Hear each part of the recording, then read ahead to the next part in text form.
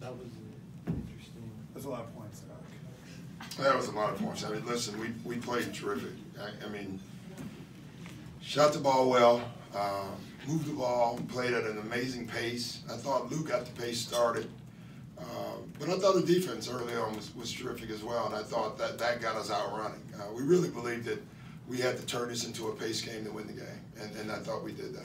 The last couple games, Lou and Gallo have really sort of just taken the offensive load just right away. Yeah, Gal starts the game off being aggressive, and then Lou comes in. That's what we need. That's what we have. That's how we're winning. It's important for us offensively, and then everyone else kind of plays their role. And you know, you don't know who's going to be that third or fourth guy each night, but it's turning out Trez on a lot of nights, Sham some nights, and then others. Doc, given the context of his accomplishment tonight, can you just talk about Lou's personality and able to score the way he does, but still be the sixth man? Yeah, it's amazing. You know, just watching him play even tonight, just his pace and his speed.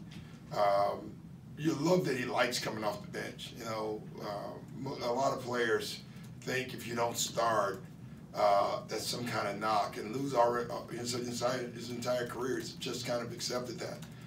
I'll be the guy that comes off the bench to help the second unit.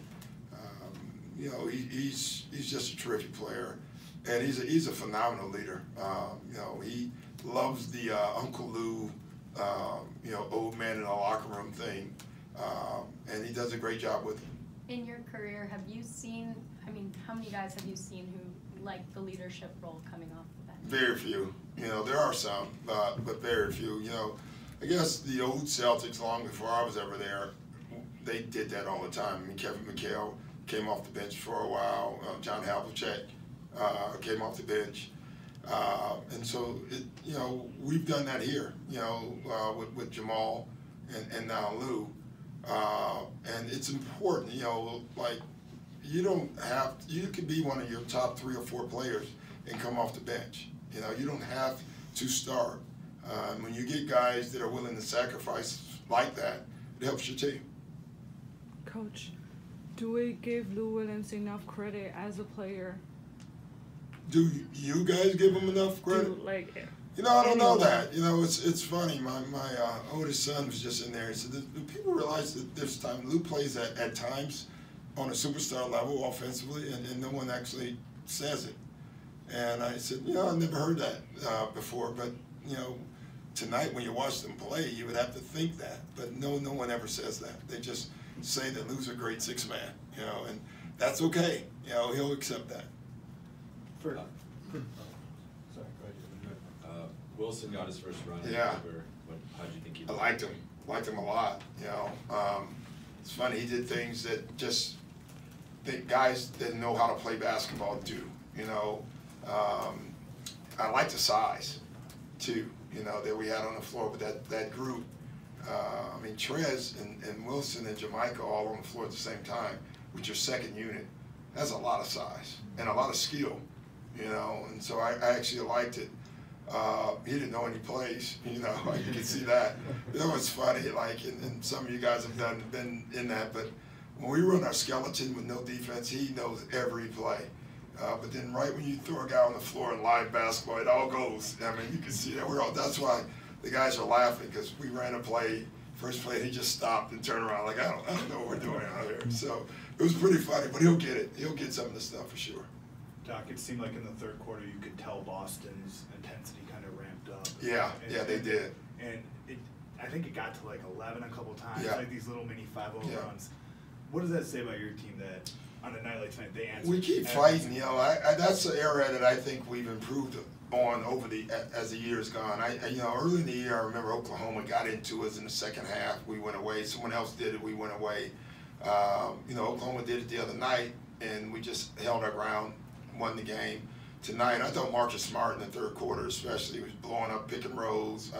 They got up, they're aggressive. You can see their intent. And I thought we just kind of weathered it. I thought early on we didn't realize what they were doing, and then it didn't shake us. And I think that's growth. That is definitely growth in this team. Can you guys get better than this offensively and defensively? Does get rid of Well, him? listen, we're not gonna shoot 61% on most nights. I always think we can get better, honestly. We had 20 turnovers or 19 turnovers. You know, I think with the new guys, you're just gonna keep getting better. I think adding Wilson, he's gonna help this team, and it's gonna just take time. It may not happen till by the end of the year, but he's gonna help this team, and so yeah, I do think we can get better. Doc, talk about Big Zoo's role. He seems to fit just like. Yeah, he's a perfect fit all. for our. You couldn't have ordered anything better for us. You know, a young, athletic guy that wants to block shots. You know, wants to run the floor, sets great picks, rolls. He's been really just fantastic and just a terrific kid in the locker room. So when you have him and Shea and Sham, you have those three young guys. It's been fantastic. It really has been. Doc, with the 5-game winning streak and still a month since you guys basically changed over to roster, Yeah. has it developed and come together quicker or exceed your expectations? Yeah, I don't know what my expectations were. You know, I just said we just got to keep winning, and I'm taking them one at a time. I would say the execution on some of the things we're doing offensively has definitely come faster than I thought. I still think we don't have everything right yet. You can see it at times. But, you know, Sham's smart. He's he's swinging one. He's a rookie, right? But he's not. He doesn't act like one. He didn't prepare like one. So I think that's really helped us execution-wise. But, yeah, I would say things, and Zub is, you know, Zub's played in Europe. You know, he's a smart kid as well, so that's helped. All right, guys, see you tomorrow.